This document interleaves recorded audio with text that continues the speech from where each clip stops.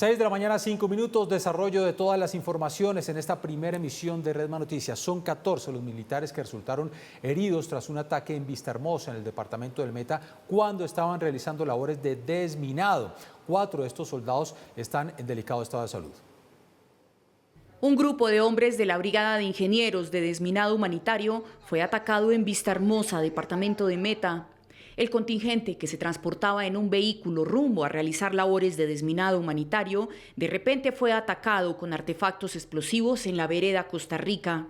El ataque dejó 14 militares heridos por esta acción criminal. De inmediato, unidades militares llegaron a la zona para prestar los primeros auxilios, evacuarlos del lugar y trasladarlos a un hospital cercano. De estos 4 jóvenes fueron remitidos al Hospital Departamental de Villavicencio por presentar múltiples heridas. Uno de ellos se encuentra en ese momento en salas de cirugía en procedimiento por tener una herida toracoabdominal. Los otros 10 jóvenes fueron atendidos en el Dispensario Médico Oriente, encontrándose inestables. Los responsables habrían sido miembros de grupos al margen de la ley, aún sin establecer si fueron del ELN o de las disidencias de las FARC. El personal desminador no portaba armas ni uniformes militares. Es por eso que la Procuraduría, tan pronto sucedieron los hechos, se pronunció. La Procuraduría rechaza el ataque a 12 soldados desarmados en Vistahermosa Meta. Solicitamos a autoridades actuar con celeridad para atender a las víctimas e identificar y judicializar a los responsables. Señaló el Ejército a través de un comunicado que este atentado terrorista no solo afecta la integridad de los militares que trabajan por descontaminar el Departamento de Minas Antipersona, sino que también ponen en grave peligro a la población civil que está expuesta a pisar este tipo de artefactos. 6 de la mañana, 7 minutos. Denuncia de la campaña del candidato Federico Gutiérrez. Fue encontrada una microcámara en su sede de El Poblado, en Medellín. Hacen la denuncia a las respectivas autoridades, especialmente a la Fiscalía, y le pregunta al candidato Gustavo Petro si tiene algo que ver con la instalación de este micrófono. Ante la sospecha de una posible infiltración en la campaña de Federico Gutiérrez, contrató una empresa de seguridad que realizó un barrido por algunas sedes de campaña. De acuerdo con la denuncia hecha por el candidato, en Medellín fueron encontrados estos micrófonos que grababan y transmitían información a otro punto. Eso es una chuzada, eso es más allá que una infiltración, la misma infiltración que ha reconocido ya el candidato Petro, su abogado y varios personajes de la campaña, donde públicamente reconocieron que habían infiltrado nuestra campaña. El aspirante le preguntó directamente a Gustavo Petro si tenía algo que ver. Yo le quiero preguntar al señor Petro si fue él quien mandó a instalar este micrófono en nuestra sede. ¿Por qué nos están espiando? ¿Qué es lo que pretenden? ¿Por qué se saltan las leyes y la norma? Y yo quiero decirle al país que nosotros no vamos a parar y no nos vamos a dejar intimidar. A lo que el exalcalde de Bogotá respondió. Hay que buscar mucho a esos expertos del DAS que chuzaban a todo el mundo en Colombia. Yo creo que ahí está la experticia de quienes chuzan. Federico Gutiérrez también pidió una campaña limpia y transparencia en el resultado de las elecciones. Yo he defendido siempre la democracia, la institucionalidad y solo espero que no se ponga en riesgo y que aquí no haya marrulla ni tramoya, porque ya hemos visto lo que ocurrió justamente en las elecciones legislativas.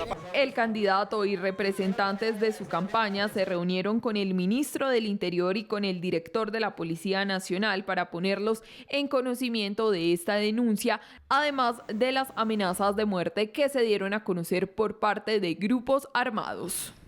6 de la mañana, 9 minutos, pues el director general de la policía, el general Jorge Luis Vargas, ha dicho que efectivamente sí se encontró este artefacto en una de las sedes de campaña de Federico Gutiérrez y que se han entregado todas las pruebas, todo el peritaje a la Fiscalía General de la Nación. 6 de la mañana, 10 minutos, noticias con la DIJÍN, que ha capturado en las últimas horas a un piloto colombiano que trabajaba en una organización delincuencial del Brasil llamada el Clan Rocha, la misma que está siendo investigada por el asesinato del fiscal paraguayo Marcelo Pecci.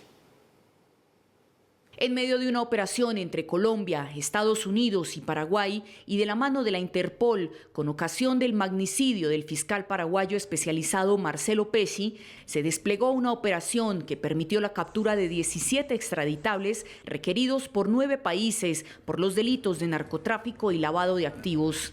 Entre los capturados hay 12 colombianos. Sobresale entre estas capturas la de Diego Mauricio Blanco, presunto piloto de una de las organizaciones criminales más grandes del narcotráfico de cocaína en Brasil, conocida como el Clan Rocha, la cual tiene vínculos con la estructura Primer Comando Capital de Brasil, uno de los grupos que es investigado por el homicidio del fiscal Pesci.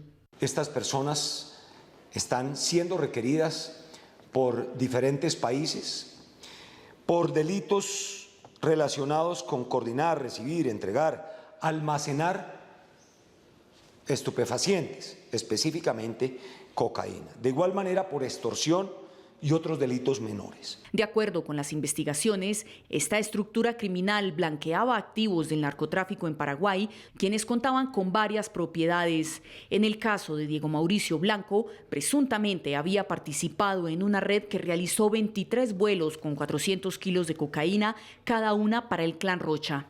Dentro de estas organizaciones, de las cuales fueron capturadas, hay delincuentes que pertenecían a los Brunos de Perú, al Clan Rocha de Brasil. De los delincuentes capturados dentro de ese clan, tenemos evidencia, y lo que nos ha dicho Interpol es que lavarían dineros con Paraguay. De momento, estas redadas de las autoridades se centran en llegar a las actividades de narcotráfico y lavado de activos de esta y otras organizaciones y de esta forma ir cerrando el cerco para dar con los responsables del asesinato del fiscal Pesci. 6 de la mañana, 12 minutos, cambiamos de tema. El Tribunal Administrativo de Cundinamarca ha llamado a declarar a los expresidentes Andrés Pastrana y Álvaro Uribe Vélez y también a los candidatos a la presidencia. Estamos hablando de Federico Gutiérrez, Sergio Fajardo, John Milton Rodríguez, Enrique Gómez e Ingrid Betancourt. Todo esto dentro del proceso que se adelanta en contra del registrador nacional Alexander Vega. Los candidatos y expresidentes van a declarar hoy hacia las 8:30 de la mañana sobre las presuntas irregularidades que cometió el registrador Vega en las pasadas elecciones del 13 de marzo, que fueron denunciadas por Colombia Transparente, que aportó más de 634 evidencias. Y hay noticias con la Fiscalía General de la Nación a las 6 de la mañana, 13 minutos, que va a entregar al Fondo de Reparación para las Víctimas 114 bienes que están evaluados en 132.200 millones de pesos. Entre estos grupos de bienes hay propiedades que pertenecerían a la denominada Casa Castaño y a Guillermo León Acevedo, recordemos conocido como alias Memo Fantasma. A través de la Dirección de Justicia Transicional se entregará al Fondo para la Reparación a las Víctimas las 114 propiedades que harían parte del patrimonio ilícito obtenido por las estructuras de las extintas Autodefensas Unidas de Colombia y otros grupos armados ilegales. Se destacan, entre otros, 16 bienes ubicados en los departamentos de Atlántico, Bolívar y Córdoba, vinculados con la denominada Casa Castaño, valorados en más de 64.200 millones de pesos. Así como 7 oficinas relacionadas con Guillermo León Acevedo, con un valor que supera los 19.000 millones de pesos, ubicadas en el norte de Bogotá. Estos bienes están afectados con medidas cautelares de embargo, secuestro y suspensión del poder dispositivo, los cuales fueron decretados por tribunales de justicia y paz durante los 2 últimos meses. Estas entregas hacen parte de la segunda fase establecida entre la Fiscalía General de la Nación y el Fondo para la Reparación a las Víctimas, en la que ya fueron entregados 49 predios, avaluados en 44.000 millones de pesos. Estas propiedades están ubicadas en Bogotá y los departamentos de Antioquia, Bolívar, Córdoba, Cundinamarca, Meta, Sucre y Valle del Cauca. 6 de la mañana, 14 minutos. Ayer votación en la Cámara de Representantes, 97 votos a favor, 20 en contra. Se aprueba que la justicia penal de nuestro país vuelva a la presencialidad. Esto a partir del próximo 1 de junio, mientras que las otras dependencias de la justicia podrán continuar en la virtualidad. La decisión que todavía le falta el debate en Senado, pues ha causado polémica por el evidente retraso, dicen algunos sectores, que significaría en materia de impunidad, de atención y de facilidad al usuario y también a la descongestión, que la virtualidad pues sin duda benefició durante la pandemia. ¿Esto qué significa? Primero, el colapso absoluto de la justicia, dado que se deben reprogramar la mayoría de audiencias que se habían programado de manera virtual y que ahora sufrirán los cruces de agenda, las dificultades para los desplazamientos y demás. En segundo lugar, los usuarios de las jurisdicciones civil, laboral y de familia ya no tendrán ni que imprimir, ni que fotocopiar, ni que autenticar. Ellos solo lo harán a partir de ahora las víctimas de los delitos y las personas que estén procesadas por la justicia penal, que por supuesto no solo entra en un colapso, sino que a partir del 1 de julio vuelve a la dinámica de los aplazamientos, de las dificultades para poder funcionar. Es una verdadera pena lo que ha sucedido el día de hoy y un acto de discriminación con funcionarios, usuarios y litigantes. Ahí está la polémica. Vuelve entonces la justicia en nuestro país a la presencialidad. Aún falta un debate en el Senado. 6 de la mañana, 16 minutos. El presidente Iván Duque ha reaccionado a la petición que han hecho desde algunas centrales obreras de un nuevo aumento al salario mínimo hacia mitad del año. Esto debido a la inflación que se está viviendo en el país. Lo que dicen las centrales obreras es que el incremento del 10% del mínimo fue devorado por la inflación, que ha golpeado directamente el bolsillo de los trabajadores por el alza en los precios de los alimentos. El jefe de Estado señaló que esta negociación se hace de acuerdo a la inflación causada, por lo que la discusión se debe dar al final de este año y le va a corresponder al próximo gobierno evaluar cuánto sería el aumento del salario mínimo. Por ahora, aumento a mitad de año, descartado.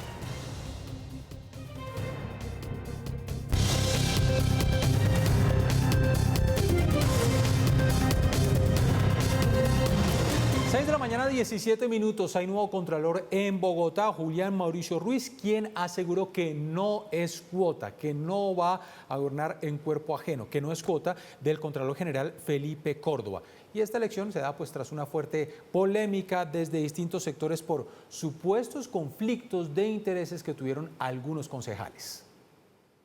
Tras resolver nuevas recusaciones contra los concejales Lucía Bastidas, Álvaro Acevedo, Samira Bizambra, Germán García y Libardo Asprilla, la plenaria del Consejo de Bogotá eligió con 29 votos a favor y 6 en blanco al abogado Julián Mauricio Ruiz como nuevo contralor de Bogotá. Expectativas son todas, queremos tener una Contraloría abierta y de cara a la ciudadanía, queremos que los mecanismos de participación ciudadana en los diferentes ejercicios o etapas de control se fortalezcan. Sectores del Consejo señalaron que la votación se hizo en ley, pues las recusaciones expuestas fueron resueltas. También le pido, presidente, dentro de su diligencia, que lo ha aprobado además, que siga adelante con las investigaciones que acaba de mencionar usted. Que acabemos de una vez por todas con ese cartel de recusadores que pretendían paralizar este Consejo de la Ciudad. El funcionario electo respondió frente a las críticas que lo vinculan como cuota del actual contralor Felipe Córdoba. Yo no voy a gobernar en cuerpo ajeno, yo soy Julián Ruiz y me presenté en un proceso meritocrático y fui electo después de ese proceso meritocrático. Explicó en qué aspectos centrará su gestión. Para mí lo importante es que todos los rincones de la ciudad cuenten con su contralor y cuenten con su contraloría. Y para eso diseñaremos diferentes estrategias, aprovecharemos la tecnología, crearemos una app de control público ciudadano. Ruiz es abogado especialista en Derecho Administrativo de la Universidad Nacional y tiene un magíster en Derecho Público de la Universidad del Rosario. 6 de la mañana, 19 minutos, ahí está la polémica, el nuevo contralor de la capital. Y nos vamos con más noticias, precisamente de Bogotá, un hecho que sucedió en las últimas horas, un accidente en el sur de la capital. Alex, un taxista que se queda sin frenos y terminó en un supermercado. ¿Cómo es la historia? Buenos días.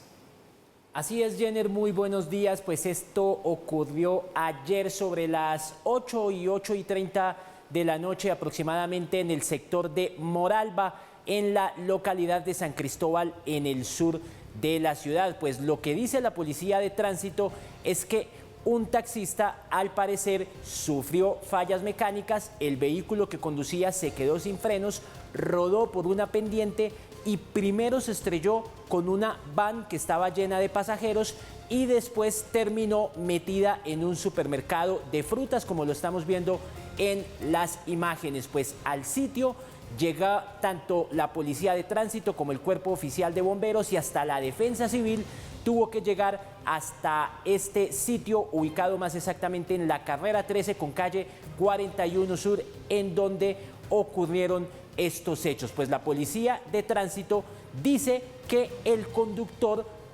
rodó aproximadamente a unos 70 kilómetros por hora, que esa fue la velocidad que tomó este vehículo para estrellarse primero contra una van y después quedar prácticamente empotrado dentro de este supermercado. Pues el balance que entregaron las autoridades sobre este accidente fue de 8 personas afectadas. 6 de ellas fueron trasladadas al Hospital de la Victoria y el conductor del taxi fue el que llevó la peor parte porque fue el que sufrió las heridas de mayor gravedad. Él también se recupera en estos momentos en un centro asistencial. Nosotros estaremos muy atentos al balance que sigan entregando las autoridades sobre este impresionante accidente que se registró en las últimas horas en la localidad de San Cristóbal, en el sur de la ciudad. Información con Alexander Gómez para Red Más Noticias. Muy bien, Alex, muchísimas gracias. Noticias en la capital. Y me imagino, Alex, que usted también ha sufrido, y todas las personas que nos están viendo, pues estos molestos huecos, realmente cráteres que se están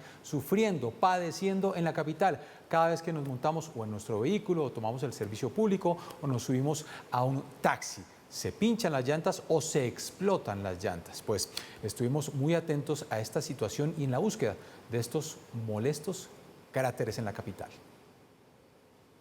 Carrera 60 entre calles 53 y 63, en la mitad de la calzada sur-norte. Este inclino del pavimento se ha convertido en un verdadero dolor de cabeza para los conductores. Pase lento, una sola caída y ahí quedamos.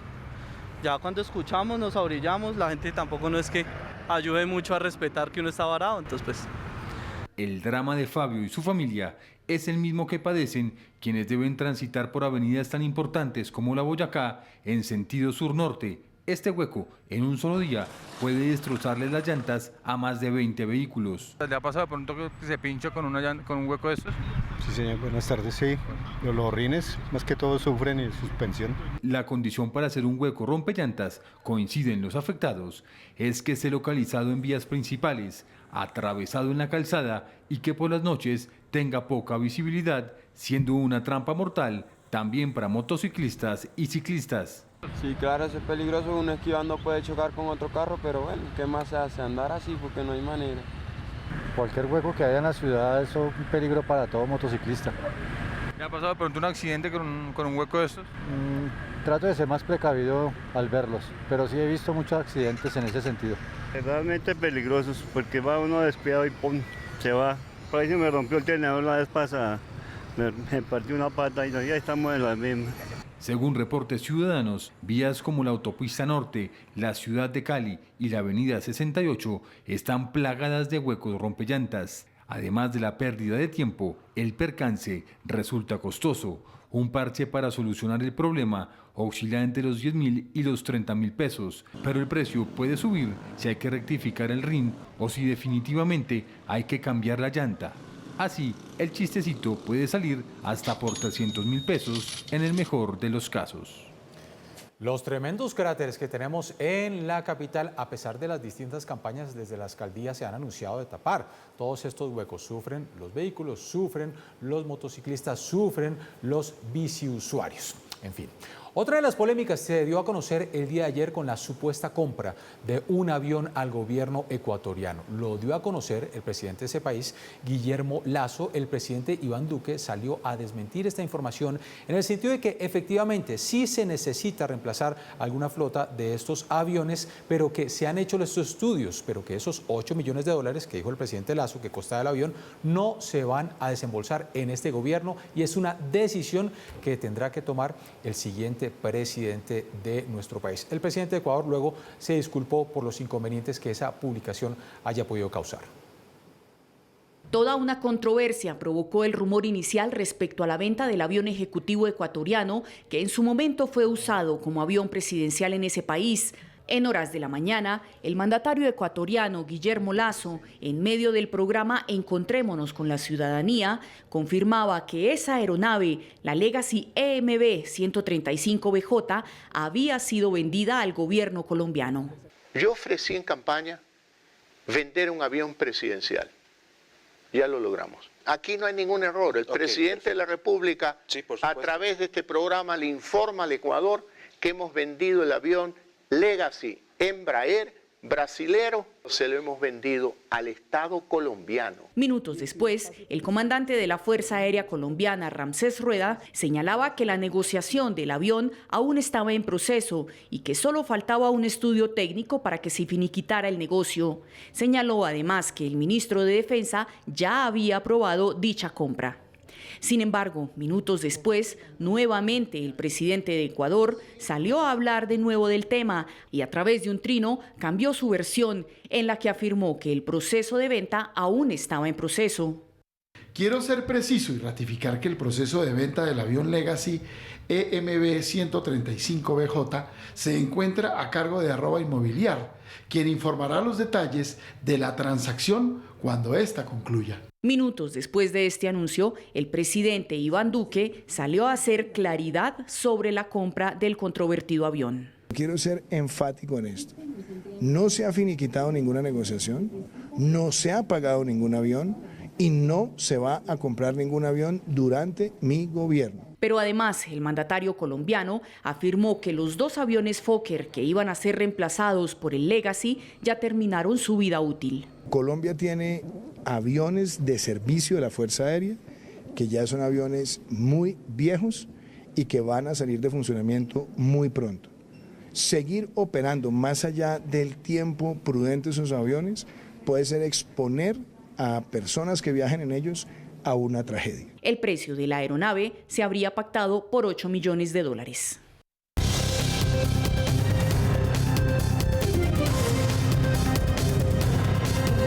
Hora de las regiones en la primera emisión de Redman Noticias. Ya son las 6 de la mañana, 27 minutos. Iniciamos en la ciudad de Medellín, donde la defensa del alcalde suspendido, Daniel Quintero, ha anunciado que ya radicó una solicitud de medidas cautelares ante la Comisión Interamericana de Derechos Humanos para que el alcalde, Daniel Quintero, sea restituido antes de los 3 meses de esta primera sanción. El equipo jurídico estará el lunes en Washington tocando las puertas de los tribunales internacionales al considerar que la decisión de la procuradora va en contra de los derechos de Quintero y de quienes votaron por él. La procuradora está realmente violentando una norma muy sólida del derecho internacional, que ha sido 2 veces reiterada por la Corte en 2 sentencias, Leopoldo López contra Venezuela y Gustavo Petro contra Colombia. Los abogados consideran que el viceprocurador no es la persona competente para tomar la decisión de suspender al mandatario y que por el contrario este funcionario se excedió en sus competencias. Las investigaciones se seguían ante el juez de instrucción natural, que eran los procuradores delegados, y el viceprocurador las pidió todas, las unió y las acumuló en un solo proceso.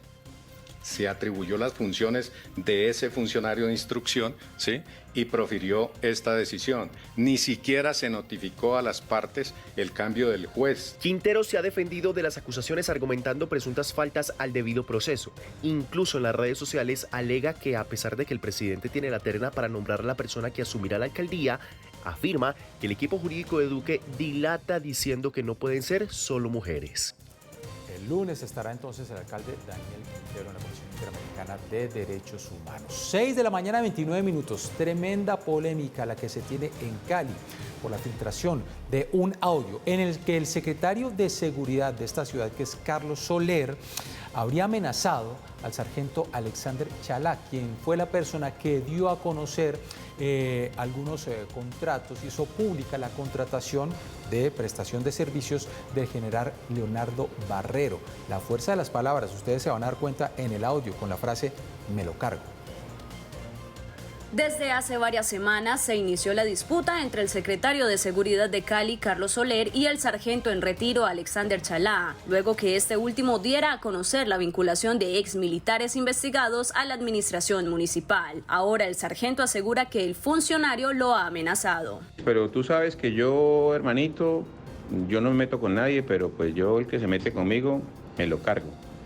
Y de Sargento Chalá me lo voy a cargar. Allá le abrieron las investigaciones que tenía paradas hace 11 años. La respuesta de Soler no se hizo esperar y a través de un comunicado indicó que el audio que se publicó está editado y sacado de contexto.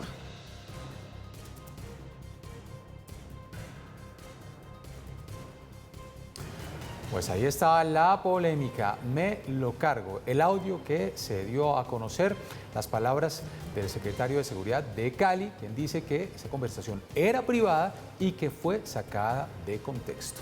6 de la mañana, 30 minutos. Nos vamos ahora a la ciudad de Barranquilla, alias Juanda, uno de los delincuentes más buscados del departamento y por quien las autoridades estaban ofreciendo hasta 4 millones de pesos, se entregó en las últimas horas en la estación de policía del Uruaco, en el Atlántico.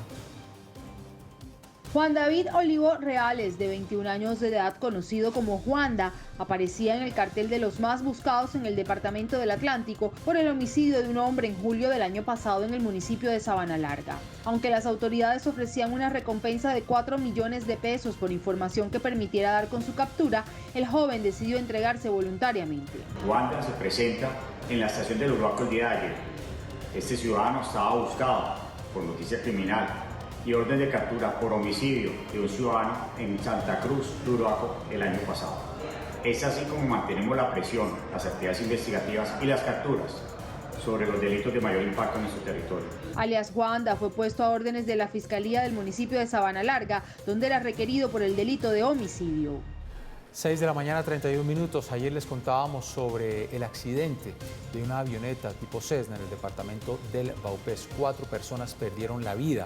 Piloto y 2 funcionarios de Claro Colombia allí desafortunadamente fallecieron. Pues esta empresa de telecomunicaciones, que es la casa matriz de Red Más Noticias, expresa su sentido de condolencias, de solidaridad con los familiares de Fabián Cárdenas y Freddy Murillo. Los acompañamos en este doloroso momento. La avioneta tipo Cessna tenía como itinerario la conexión entre las ciudades de Mitú-Vaupés y Villavicencio en el Meta, pero en la tarde del lunes las autoridades de control aéreo le perdieron el rastro. La Aeronáutica Civil publicaba casi al tiempo un comunicado. Contenía la noticia que nadie quería oír. Una aeronave tipo Cessna C-182 de matrícula HK-1464 de la empresa Aral procedente de Mitú se accidentó en inmediaciones a la población de Piracuara, departamento de Vaupés. La Aeronáutica Civil dispuso la investigación correspondiente, enviando a la zona unos técnicos de la Aeronáutica Civil más los técnicos del CTI, pero hasta la fecha no han podido ingresar a la zona de donde se produjo el siniestro por el mal tiempo que reina en el territorio. Todo ocurrió lejos del mismo Mitú, casi en la frontera con Brasil. Después de horas de búsqueda, los organismos de socorro dieron con la ubicación de la aeronave. A bordo se encontraban 4 personas. El piloto Juan Sebastián Ceballos, de solo 22 años, y 3 pasajeros. Todos fallecieron, incluyendo 2 técnicos de la empresa de telecomunicaciones Claro. Ellos son Freddy Alejandro Murillo y Fabián Sleider Cárdenas. Claro Colombia expidió el siguiente comunicado. Claro Colombia y sus colaboradores lamentan el fallecimiento de nuestro técnico Fabián Cárdenas y Freddy Murillo, técnico de una empresa contratista, quienes se encontraban transportándose en la avioneta que se accidentó el lunes 16 de mayo en inmediaciones a la población de Piracuara, departamento de Vaupés. Claro Colombia está de luto. Claro Colombia ofrece sus condolencias y se solidariza con los familiares y allegados de Fabián y Freddy en este doloroso momento. En la avioneta también viajaba un soldado. Las condiciones climáticas del lugar del siniestro no eran las mejores. Estos cuerpos fueron rescatados por la comunidad indígena de Piracuara, ya están en custodia por parte del CTI, quien hizo el levantamiento de estos cuerpos correspondientes. Están esperando que se mejoren las condiciones climáticas para poder movilizar estos cuerpos desde el sitio de la comunidad indígena hacia el municipio de Mitú. Aún es prematuro determinar las causas del fatídico hecho.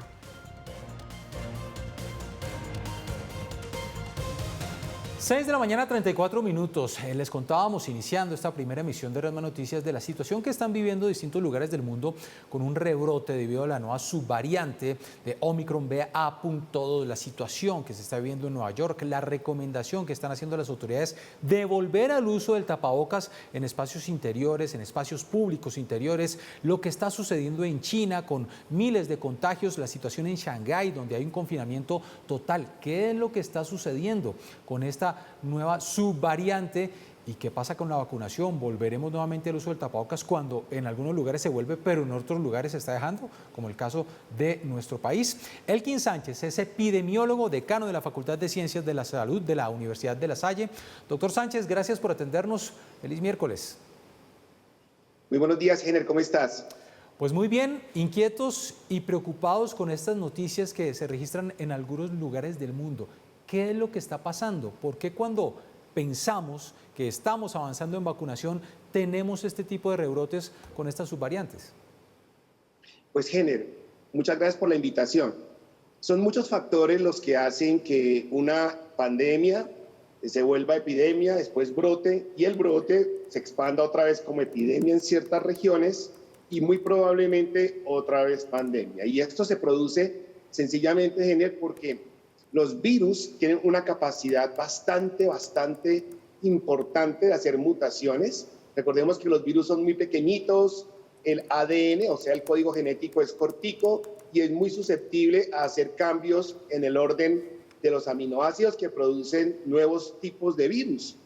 Ya sean variantes, ya sean nuevas cepas, los virus siempre están cambiantes. Esta pandemia ha demostrado que nosotros no somos inmunes a un ataque microbiológico y peor todavía, aún tenemos muchas personas, Jenner, que no se han vacunado, de manera que un montón de causas multicausales, ¿no? Todo un tema de mutaciones, de variantes, un tema de personas que todavía están sin vacunación. Y sumado a esto hay factores sociales, culturales, hay factores todavía, por ejemplo, de despreocupación porque asumimos que ya el virus no está presente. Todo esto confluye para producir un brote y posiblemente una epidemia como lo estamos observando ahora en China y en los Estados Unidos. Doctor Sánchez, definitivamente el virus pues no se va a ir, pero ¿estaríamos lejos de la llamada endemia entonces? Yo creo que sí. El comportamiento que hemos observado es que está volviendo a surgir casos de mortalidad. El aumento de casos es importante. Nosotros particularmente, digamos la academia y nosotros los que estamos de este otro lado, nosotros sí recomendamos que sigan usando el tapabocas. El tapabocas no es una sensación de seguridad solamente, es una forma también y una barrera efectiva para evitar que de pronto el contagio esté por allí, máxime si usted pertenece a un grupo de riesgo o si, por ejemplo, usted aún no recibe la vacuna o no tiene el esquema completo. Nosotros creemos que estas pandemias, estos fenómenos, así como el que vimos, no va a parar como cuando ocurre un mundial de fútbol o cuando, por ejemplo, viene una visita del Santo Papa, que viene y se acaba. No, esto es un tema que tiene una curva y esa curva puede variar en el tiempo, puede volver a ascender, puede volver a descender, pero mientras no tengamos certeza, como no conocemos bien el virus, las probabilidades de mantenerlo y tenerlo aquí todavía en condiciones epidémicas y no endémicas, como tú lo dices, pues aún está un poco lejos. Lo que estamos viendo en Nueva York, lo que estamos viendo pues en China, especialmente en Shanghái, ¿podríamos llegar a vivirlo en algún momento en nuestro país? ¿De qué dependería? Pues, Jenner, la verdad, en salud nunca podemos ser determinísticos, o sea, determinar una respuesta. Yo no te puedo decir sí o no. En salud se maneja el concepto de probabilidad, ¿no? La probabilidad de que un evento en salud ocurra.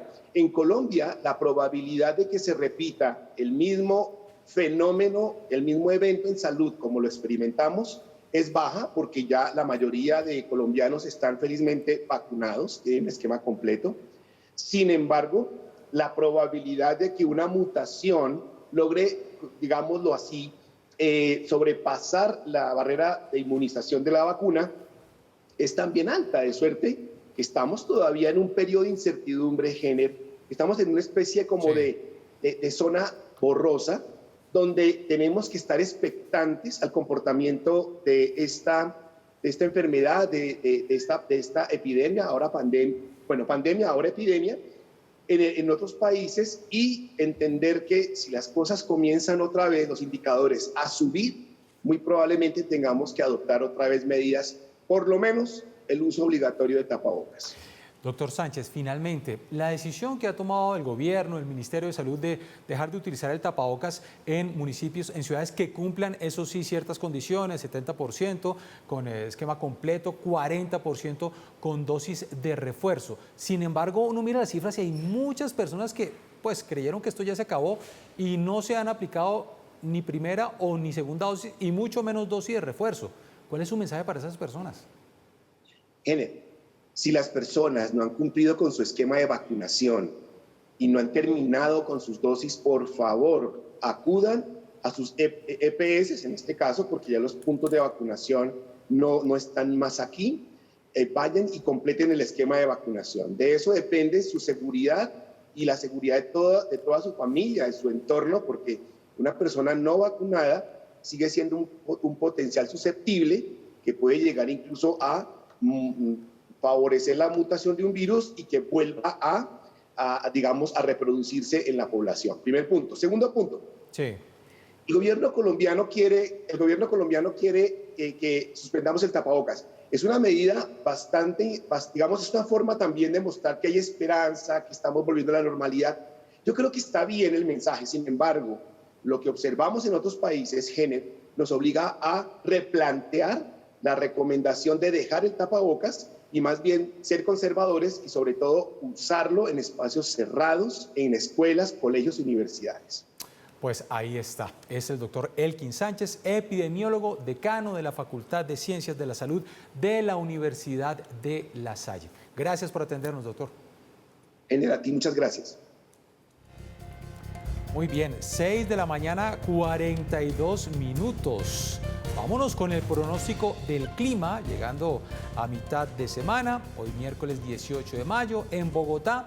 Tenemos día lluvioso, una temperatura mínima de 11 grados, una máxima que vamos a tener en la capital de 17 grados en Barranquilla. Felices con el Junior, ya nos va a contar don Andrés Páez, temperatura mínima 26 grados, máxima de 29, pero tenemos lluvias. Medellín, ¿qué pasó con el Deportivo Independiente Medellín? Temperatura mínima 17 grados, máxima de 23 grados. Cali, temperatura mínima 21 grados, máxima de 28 grados. Y en Bucaramanga, una temperatura mínima de 20 grados y una máxima de 25 grados. Así que prepárense con el pronóstico del clima hoy miércoles 18 de mayo.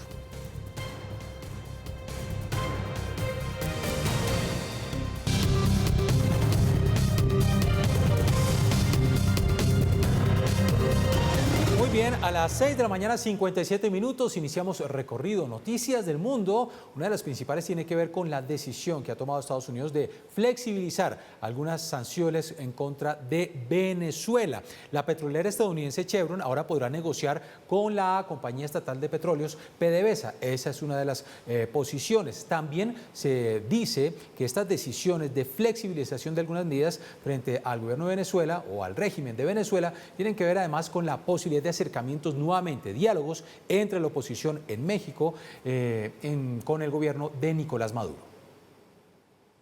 Un día después de que Estados Unidos anunciara la flexibilización de una serie de restricciones a Cuba, ahora el turno fue de Venezuela, pero de forma más limitada.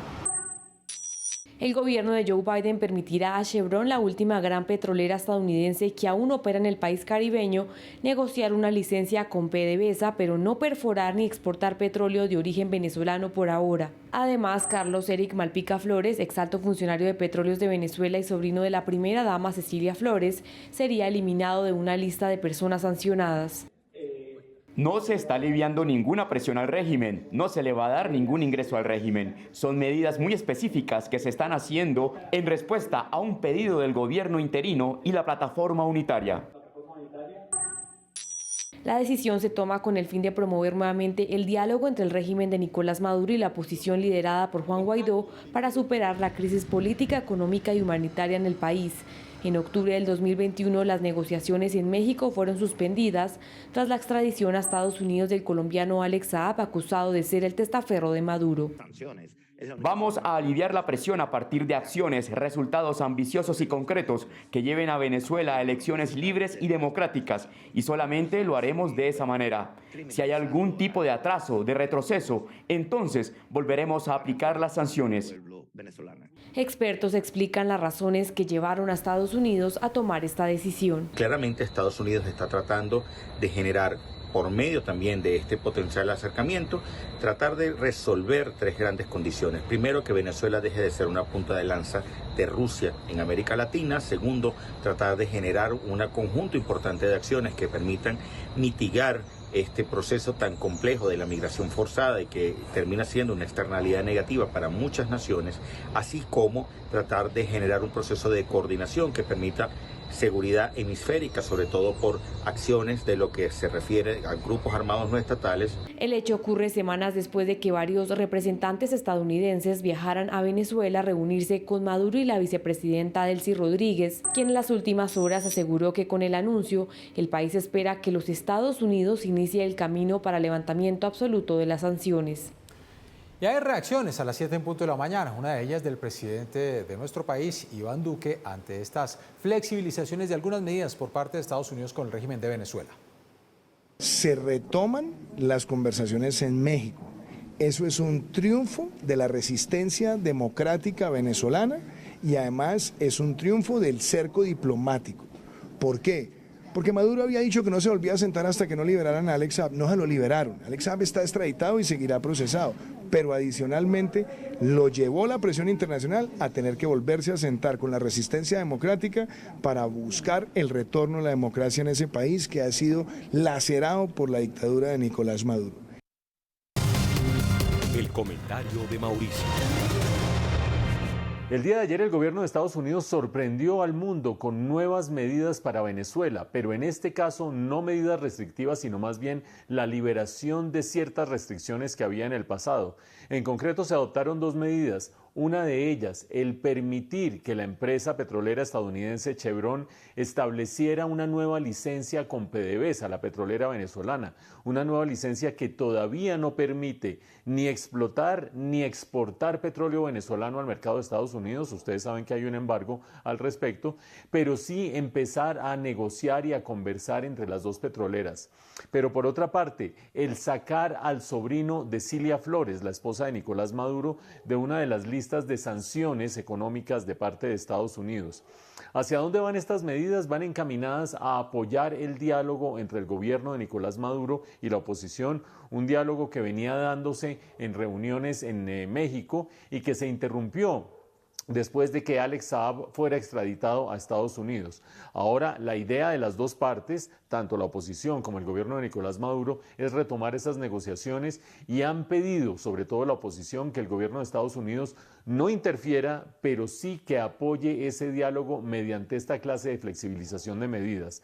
La idea es que se podrá avanzar en nuevos pasos entre PDVSA y Chevron y, por lo tanto, en la flexibilización de la venta de petróleo de Venezuela hacia Estados Unidos, si es que hay pasos concretos en el diálogo entre el gobierno y la oposición. Por lo menos es un movimiento en el sentido correcto, en el sentido de ir flexibilizando las condiciones económicas del gran embargo a la economía venezolana en la medida en que haya mayor flexibilización hacia la democracia venezolana por parte del régimen de Nicolás Maduro. Veremos hacia dónde sigue este proceso. De la mañana, 3 minutos, pues ese es el anuncio entonces de Estados Unidos y flexibilización de algunas medidas contra el régimen de Nicolás Maduro de Venezuela. Pero también recordemos que hubo anuncio frente a algunas medidas que se tenían restrictivas con Cuba. Pues también está ese anuncio, Cuba lo ha celebrado, pero dice que lamenta que no se haya eliminado el bloqueo. Y lo hace a través de un comunicado. El Ministerio de Relaciones Exteriores de ese país de Cuba aseguró que las medidas del presidente Joe Biden son un paso limitado en la dirección correcta. Señalan que aunque la medida es una respuesta a la denuncia del pueblo y del gobierno cubano, estas no modifican el bloqueo ni las medidas principales de cerco económico tomadas por el exmandatario Donald Trump.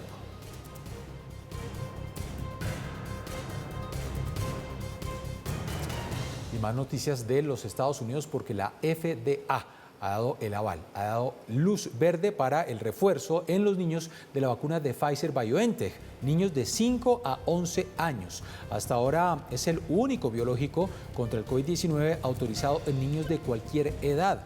Los niños, entonces, de 5 a 11 años reciben 1/3 de la dosis que reciben los mayores de 12 años. Una decisión que pone contra la pared a los Centros para el Control y Prevención de Enfermedades, quienes ahora deberán tomar una decisión sobre si recomiendan o no formalmente este refuerzo para los niños de 5 a 11 años. Mañana jueves habrá reunión de sus asesores científicos de la FDA.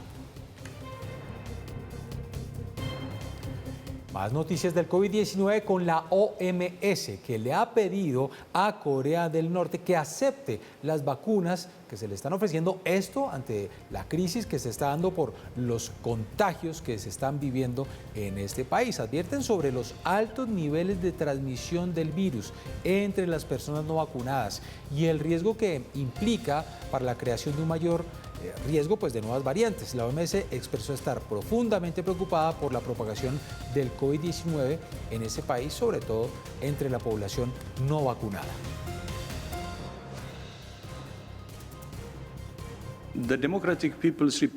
La República Popular Democrática de Corea ha anunciado a través de sus medios estatales su primer brote de COVID-19, con más de 1.4 millones de casos sospechosos desde finales de abril. La OMS está profundamente preocupada por los riesgos de una mayor propagación de COVID-19 en el país, particularmente porque la población no está vacunada. Y a las 7 de la mañana, 5 minutos, volvemos a los Estados Unidos. El presidente Joe Biden visitó Buffalo, recordemos, donde tuvimos un tiroteo el pasado fin de semana en el estado de Nueva York. Murieron 10 personas. Visitó la ciudad, se detuvo en un memorial improvisado donde depositó flores junto a su esposa, Jill Biden. Frente a familiares de las víctimas, autoridades locales y socorristas, Biden calificó como un veneno la ideología de supremacía blanca y pidió al Congreso regular el control de armas. Lo que pasó aquí es simple y directo: terrorismo. Terrorismo. Terrorismo doméstico. Jill y yo les traemos este mensaje desde lo más profundo del alma de nuestra nación. En Estados Unidos el mal no ganará, se los prometo. Odio no prevalecerá y la supremacía blanca no tendrá la última palabra. Seguimos en los Estados Unidos. Después de más de 50 años, el Congreso de ese país realizó su primera audiencia sobre los objetos voladores no identificados, los ovnis. Una audiencia que se produce tras conocerse un informe del gobierno que registra 144 casos de fenómenos aéreos no identificados. ¿Los ovnis existen? Pues ese es el punto de la reflexión y se fue más allá de esta pregunta y concluyeron que estos objetos voladores no identificados podrían representar un riesgo para la seguridad de ese país, de los Estados Unidos. 7 de la mañana, 7 minutos. Los ovnis. Siempre nos ha fascinado ese tema. Ayer audiencia en el Congreso de los Estados Unidos. Bueno, son 144 fenómenos vistos en los últimos años, o sea que algo de certeza debería tenerse sobre esta posible existencia. Germán Puerta es astrónomo. Germán, gracias por atendernos. Buenos días. Buenos días, ¿qué tal? ¿Cómo están? ¿Qué opinión le merece esta audiencia donde se habla de estos fenómenos vistos, más de 144, sobre supuestos ovnis? ¿Qué tan reales podrían llegar a ser? Bueno, a ver, en contexto, estos videos, algunos de ellos se conocieron desde hace más de 4 años. Videos tomados por pilotos de la Marina estadounidense y bueno, muestran realmente algo que es muy curioso. Hace un año, el senador Marco Rubio solicitó el informe completo que enumeró 144 eventos de este tipo sucedidos desde el 2004. La mayoría avistados por los aviadores de la Marina y por otras cámaras. Y de ellos solo se pudo explicar uno como un globo que se desinfló. Y se preocuparon más o hicieron más hincapié en 18 de los casos que mostraban objetos en movimiento, características de vuelo pues inusuales, muy veloces, de alta maniobrabilidad. Esto es lo que le preocupó al Congreso. Lo que realmente el Congreso quiere saber es si, al igual que hace 50 años, en las famosas años de posguerra, si esto era alguna amenaza para la seguridad nacional. Pero las conclusiones que se ofrecieron tanto hace un año como ahora es que no se sabe realmente. Simplemente no tienen explicación para la gran mayoría de los casos. Y eso es algo que, pues, en este tipo de eventos, más o menos siempre se concluye lo mismo. No se sabe muy bien. No están diciendo tampoco que sean extraterrestres. No concluyen nada por el estilo. Sencillamente no tienen, tal como lo dicen los reportes, suficiente información para concluir de qué se trata. Porque, Germán, también ayer en la audiencia se hablaba, cuando se precisaba sobre una posible amenaza a los Estados Unidos, de que detrás de estos avistamientos, de estos fenómenos, bueno, podrían estar países como China o como Rusia. Sí, eso es lo que le preocupa a los congresistas. De hecho, es posible que las tecnologías nuevas se aproximen a lo que se está viendo en los videos. Pero algunos de los videos muestran realmente objetos que van a velocidades impresionantes y que hacen, digamos, movimientos inusuales para lo que puede ser un avión o inclusive un misil. Entonces, simplemente arrojan algunas ideas, se hablan de drones, aves que confunden los sistemas de radar, interacción con fenómenos atmosféricos u ópticos, y una serie de posibles explicaciones, pero no hay ninguna conclusión, como me parece curioso que el informe diga que los 144 eventos solo saben la naturaleza de uno. Y además hay una novedad, y es que ya no lo llaman objeto volador no identificado, sino fenómeno aéreo no identificado, que me parece más correcta, porque el objeto volador no identificado te da la sensación ya de que es algo artificial, cuando se podrían tener otro tipo de explicaciones. Así que me parece más correcto lo de fenómeno aéreo no identificado. Pero como de costumbre esto despierta mucha especulación y quedamos más o menos igual. Sí. Una de las conclusiones de la sesión es que ellos quieren que se abra una oficina permanente que estudie estos fenómenos y que se le dé un reporte al Congreso una vez al año. Ahora, Germán, este tema pues no es nuevo, sin duda es fascinante, se presta para muchos tipos de interpretaciones, pero pues con esta audiencia de ayer se muestran los videos y certeza o identificado solamente uno. Para usted, con su experiencia, con lo que usted ha visto, con lo que usted ha vivido, ¿usted cree que realmente existen los ovnis? No, el fenómeno ovni es real, o sea, de hecho aquí estamos viendo unos fenómenos que no sabemos de lo que se tratan. Y muchas personas hemos visto objetos o fenómenos que no podemos explicarlos en ese momento, pero eso no quiere decir que vengan de otro planeta, que estemos siendo invadidos por seres de otros mundos. Eso exige pues evidencias mucho más sólidas que simplemente una especulación o un deseo de ver lo que queremos ver. En realidad es un enigma que vale la pena estudiarlo. Es un fenómeno más o menos frecuente y ha sido frecuente ahora y ha sido frecuente a lo largo de la historia también. Así que vale la pena realmente involucrarse más en estos estudios. Usted dice, deseo de ver lo que queremos ver. Explíquenos un poquito más esa frase. Bueno, cuando te dicen que hay ovnis, en ese momento tú sales a mirar el cielo y pasa la estación espacial o alguna luz que tú no conoces y inmediatamente te va a llegar a la mente que estás viendo un ovni de otro planeta. Es algo, hay mucho efecto psicológico en varios casos, pero sin embargo recordemos que hay casos muy fuertes y muy sólidos que muestran objetos muy extraños. Aquí mismo en Colombia, tal vez el más famoso fue el ovni Anolaima, muy famoso, sucedió en 1969 visto por numerosos testigos y es algo que no hay ninguna duda que el evento sucedió. Pero, repito, no hay ninguna evidencia sólida de que la visita extraterrestre sea posible. No que sea posible, realmente sí es posible, pero no tenemos la evidencia.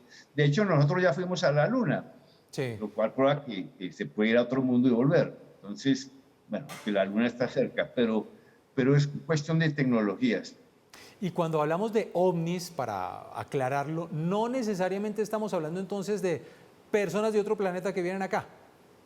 Correcto. La gran mayoría de los avistamientos ovnis pueden explicarse, por ejemplo, la Estación Espacial Internacional o el planeta Venus, o drones. Ahora los drones se pueden confundir mucho. De todas formas, siempre va a quedar una serie de casos inexplicados.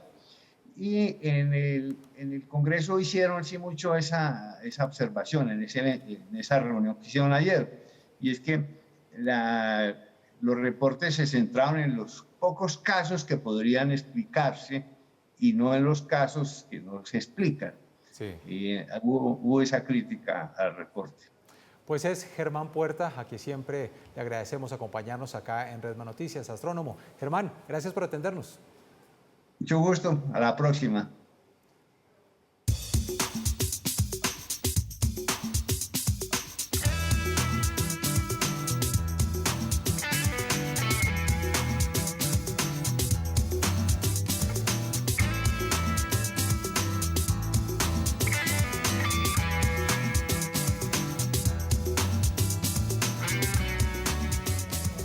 Y de los ovnis, o mejor los fenómenos aéreos no identificados, los invito más bien a que nos vayamos a la hermosa región de Baviera, en Alemania, que va a acoger la próxima cumbre del G7. Se va a realizar entre el 26 y el 28 de junio de este 2022. Y para que nadie se moleste, para que nadie vaya a molestar a los líderes del mundo, pues estos eventos se van a realizar en un hotel construido entre las montañas, la hermosa Baviera, en Alemania.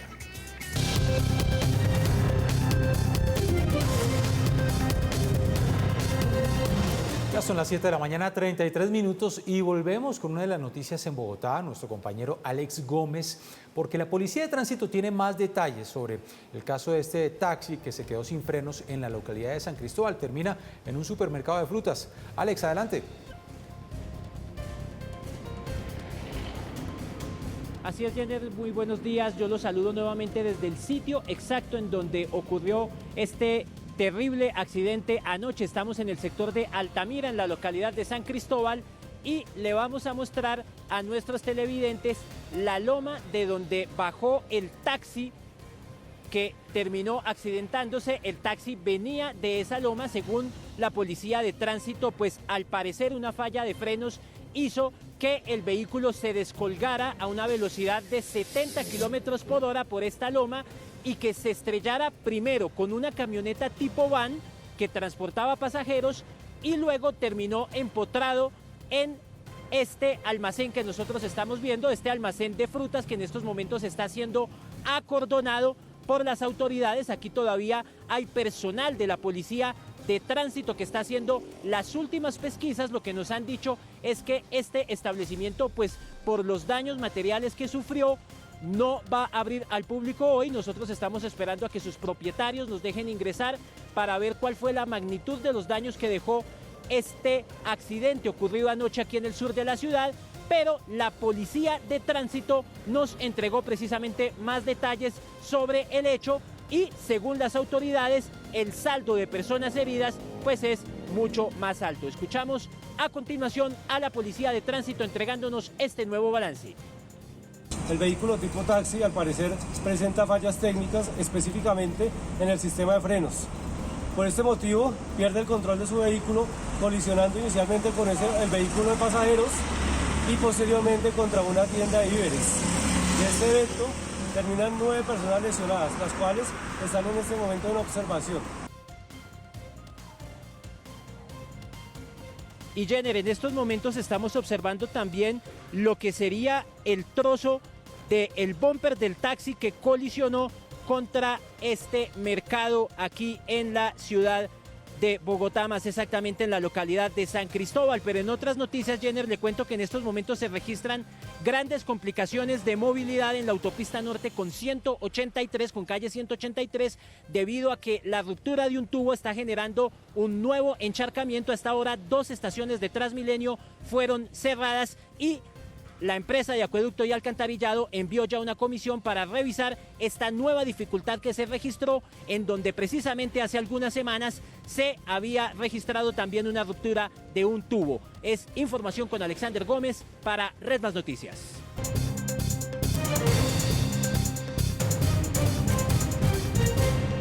Hora de Más Data, a las 7 de la mañana, 44 minutos. Hola, Joana, feliz miércoles.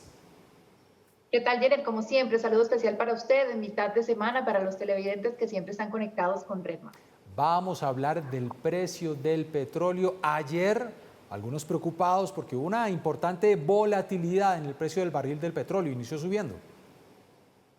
Así es, Jenner. Mire, los futuros del petróleo tuvieron ayer una gran volatilidad. Empezó la jornada como se esperaba, con un petróleo al alza y llegando un poco por encima de los $115 para las 2 referencias, marcando máximos de las últimas 7 semanas por cuenta de las presiones que está ejerciendo la Unión Europea para imponer sanciones al crudo ruso. Porque recordemos que en principio se impusieron las sanciones como los de las transacciones financieras a Rusia, pero se había dejado de lado esa presión tan grande sobre el suministro de crudo y gas ruso, precisamente para que las presiones inflacionarias no fueran mayores, y también porque algunos países tienen mayor dependencia, que por ejemplo Finlandia, a quien Rusia le cortó el suministro de energía eléctrica el fin de semana, pero solo abastecen el 10% de su energía y el 5% del gas con producto ruso. No así, por ejemplo, Alemania, que tiene porcentajes mucho más altos, cercanos al 40%. Pero con el pasar de los días, pues la presión para que se pueda dar el final de la guerra cuanto antes empieza a apuntar al bloqueo de compra de combustibles rusos. Y además había mucho optimismo también respecto a la normalización en China, después de ese cierre total de varias ciudades que se espera que se normalicen más o menos en un mes, mes y medio, con lo cual pues aumentaría la demanda de crudo. Pero en definitiva, ¿por qué se rompe esa racha de varios días al alza? Pues mire, Jenner, empezó a corregir el precio después de que Estados Unidos anunciara que va a levantar algunas de sus sanciones económicas contra Venezuela, gran productor de petróleo, entre ellas la prohibición a la petrolera estadounidense Chevron de negociar con la estatal PDVSA. En ese momento, pues empezó la corrección del precio y siguió cayendo cuando se conocieron los comentarios del presidente de la Reserva Federal, Jerome Powell, sobre la presión que seguirán haciendo para endurecer la política monetaria y bajar la inflación, lo que podría generar penurias económicas. Así las cosas, pues el petróleo bajó en la referencia WTI el 1.58% hasta los $112.39, mientras que la referencia Brent, que aplica para Colombia, perdió el 2.14%, llegando a los $111.79 por barril el día de ayer. Pues muy bien, Joana, a esta hora el Brent $113.63, el WTI $114.56. Joana, nos vemos mañana jueves. Así es, Jenner. Mañana, como siempre, estaremos aquí temprano con más data y no olviden ingresar a www.dataifx.com si quieren estar al tanto de todo lo que ocurre en las finanzas y la economía. Nos vemos mañana. Muy feliz de estar hablándoles a ustedes. Bienvenida a Colombia y virtualmente. Bienvenida a Red Más Noticias y Claro Colombia.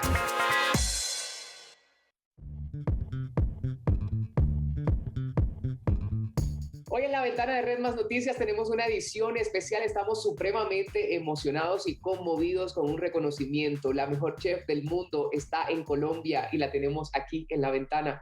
Abrimos esa ventanita por ahí porque ya está desde Leo Cocina atendiéndonos, Leo. Muchísimas gracias, Marco, por esta oportunidad. Es una emoción muy grande para nosotros anunciar que ahora eres la mejor chef del mundo y de Latinoamérica. ¿Cómo te llega este reconocimiento? Bueno, me llega en un buen momento porque después de la pandemia y después de haber ratificado mi concepto culinario, dejándolo enmarcado y afianzándolo muchísimo más en la cocina de la alta cocina y del lujo, que era una apuesta que todo el mundo me decía que no iba a funcionar después de la pandemia, que no iba a tener gente que viniera al restaurante. Y sabes, haberme quedado y haber defendido mi filosofía, pues me llena mucho de orgullo. ¿Qué está comiendo en estos momentos? ¿Qué está tomando ahí? Estoy tomando un brebaje. Una de mis primeras entrevistas contigo, nos diste a probar, obviamente, tu menú culinario y toda esta experiencia caribe, pero me acuerdo muchísimo que tú no querías probar de eso, sino que tú dijiste, yo me como en una coquita chiquita, 2 cucharitas de arroz blanco con carne molida. No quiero más nada. ¿Sabes qué es lo que pasa, Marco? Cuando uno está ofreciendo la comida del día todos los días, repite, ya trabaja con ingredientes de la alta cocina, uno lo que piensa es llevarse un bocado a la boca de lo más simple y de esas cosas que a uno le evocan la infancia o momentos. Así que pues, si yo tuviera la oportunidad de comer todos los días arrocito con carne mechada, con carne molida, el pollito guisado o arroz con huevito y suero costeño, sería feliz. ¿Qué diría esa publicista ejecutiva hace muchos años que antes de empezar en la cocina tenías esta carrera? ¿Qué diría esa persona ahora? Yo no he cambiado mucho. A mis amigos que me conocen de toda la vida me conocen igual. Sigo siendo casi que la misma persona, un poquito más sosegada, un poquito más calmada. Yo siempre he defendido lo que quiero, en eso he sido muy constante, pero pues no sé qué me diría, pero esas decisiones que tomé en ese momento de mi vida seguramente son el reflejo de lo que soy ahora.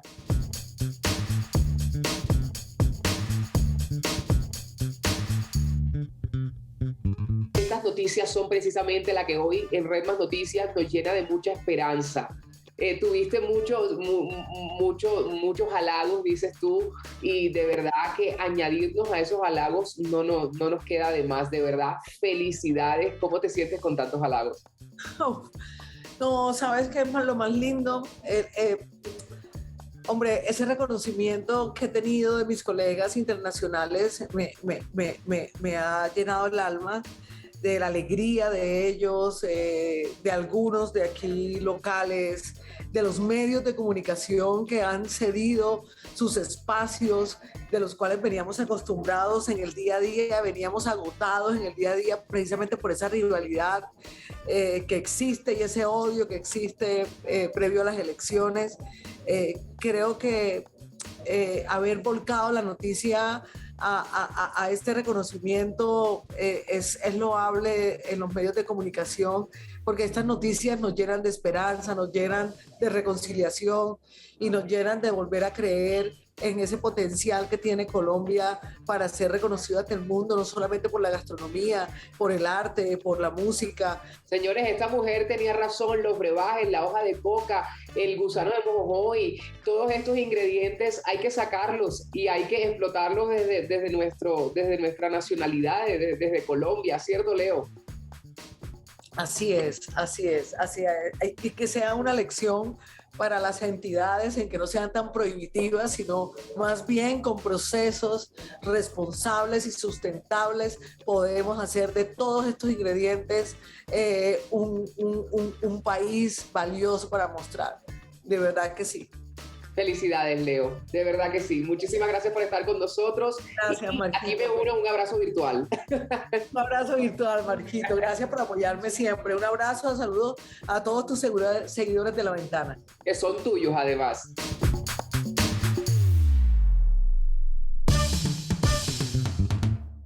Muy bien, ya faltan 2 minutos para las 8 de la mañana. Llegamos al final de esta primera emisión de Red Más Noticias. 2 informaciones al cierre que tienen que ver con lo que está sucediendo con Rusia. Primero, la solicitud formal que ya han presentado Suecia y Finlandia de adherirse a la OTAN.